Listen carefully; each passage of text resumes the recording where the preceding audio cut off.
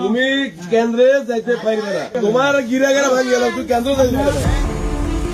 এভাবে প্রকাশ্যে ভোটারদের হুমকি দেওয়ার অভিযোগ উঠেছে বিএনপির এক নেতার বিরুদ্ধে। একটি ভিডিওতে তাকে স্পষ্ট বলতে শোনা যায়, ভোট কেন্দ্রে গেলে পা ভেঙে দেওয়া হবে।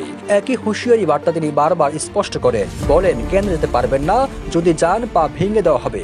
এমন একটি ভিডিও সামাজিক যোগাযোগ মাধ্যমে ছড়িয়ে পড়লে ক্ষুব্ধ প্রতিক্রিয়া জানায় নেটিজেনরা। তুমি কেন্দ্রে যাইতে পারবে না, এখানে সবাই শুনে তুমি কেন্দ্রে যাবে না, বলে দিলাম যাও, সোজা সরি জানোয়ার যাও।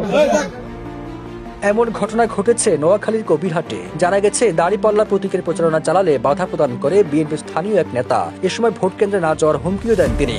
এমন অবস্থায় নোয়াখালীর ৫ আসনে জামাতের প্রার্থী মোহাম্মদ বেলায়েত হোসেন সংবাদ সম্মেলন করেন। অভিযোগ করেন, বিএনপির কর্মীরা দাড়িপাল্লা নারী ভোটারদের ভয়ভীতি দেখাচ্ছেন। ২৫ জানুয়ারি নোয়াখালী প্রেস ক্লাবে এক সংবাদ সম্মেলনে এসব অভিযোগ করেন তিনি।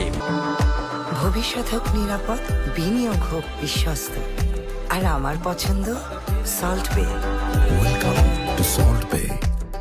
যুব দলের টোটনের নেতৃত্বে মহিলাদেরকে ভয়ভীতি, হুমকি এবং আমাদের মহিলাদের উঠান বৈঠক বন্ধ করে দেওয়ার জন্য সেই সন্ত্রাসীদেরকে হামলা চালায়। সংবাদ সম্মেলনে জামাতের এই প্রার্থী আরো বলেন, কবিরহাট পৌরসভার ৩ নম্বর ওয়ার্ডের যুবদল নেতা আলাউদ্দিনের নেতৃত্বে ভোটারদের হুমকি ধামকি দেওয়া হচ্ছে।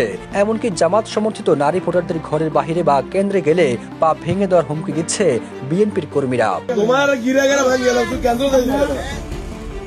জামাতের প্রার্থী বলেন, এসব ঘটনার ভিডিও ফুটেজ সহ প্রশাসনকে দেওয়ার পরও তারা কোনো ব্যবস্থা নিচ্ছে না। এমন অবস্থায় প্রশাসনের নিরপেক্ষতা নিয়ে শঙ্কিত বলেও জানান তিনি।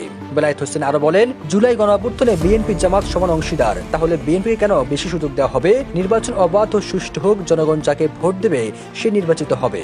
নির্বাচনে জনগণ যাকে ভোট দিবে তারা রাষ্ট্র ক্ষমতা যাবে, দেশ পরিচালনা করবে।